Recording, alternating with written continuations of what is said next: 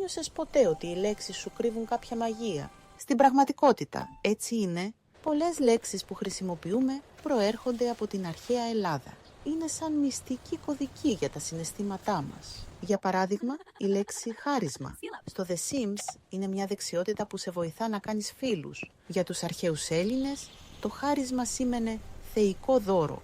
Νιώσε τη διαφορά.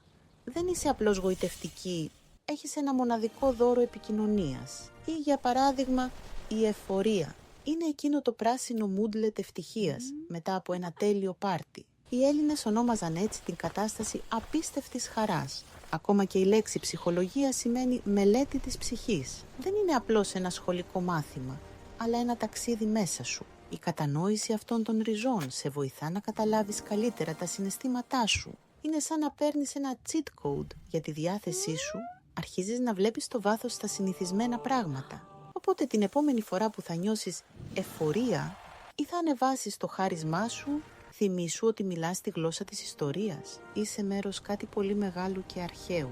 Και αυτό είναι απίστευτα τέλειο.